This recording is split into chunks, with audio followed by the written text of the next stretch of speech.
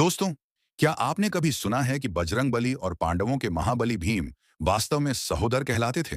दरअसल हनुमान जी को वायुपुत्र कहा जाता है और भीम का जन्म भी वायु देवता के वरदान से हुआ था। इस प्रकार दोनों के रक्षक और पालनकर्ता एक ही देव शक्ति थे, जिसके कारण ये दोनों आत्मीय बंधु हुए। इसी रिश्ते की वजह से महाभारत में भीम ने कई बार अपने आप को हनुमान जी का अनुज मानकर उनका आशीर्वाद लिया। अब बात करते हैं एक अद्भुत प्रसंग की। एक समय श्री राम और हनुमान जी के बीच अप्रत्याशित युद्ध की स्थिति आ गई थी। राम जी ने जब धनुष उठाकर प्रहार करना चाहा, तो हनुमान ने किसी भी अस्त्र शस्त्र का प्रयोग नहीं किया, बल्कि उन्होंने पूरी श्रद्धा से राम नाम का जाप आरंभ कर दिया। जैसे ही नाम स्मरण की गूंज फैली, श्री राम के प्रक्षेपित बाण अपनी शक्ति खो बैठे। उस क्षण भगवान को स्वयं यह अनुभव हुआ कि उनके नाम में ही उनकी वास्तविक शक्ति छिपी है।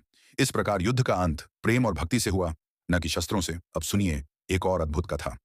हनुमान जी आजीवन ब्रह्मचारी रहे, फिर भी उनका एक संतान हुआ, जिसका नाम मकरध्वज पड़ा। कहते हैं, जब उन्होंने लंका को अपनी ज्वलंत पूंछ से दहका दिया, तो अग्नि की तीव्रता से उनके शरीर से पसीना बहने लगा। अग्नि शांत करने के लिए जब वे समुद्र में उतरे, तो पसीने की एक बूंद को एक विशाल मछली ने निगल लिया। उससे वह गर्भवती हो गई और समय आने पर एक असाधारण बालक जन्मा। उस बालक का शरीर मानवीय था, लेकिन रूप में वह वानर जैसा दिखाई देता था। उसे मकरध्वज नाम दिया गया और वह बाद में पाताल लोक का सेनापति बना।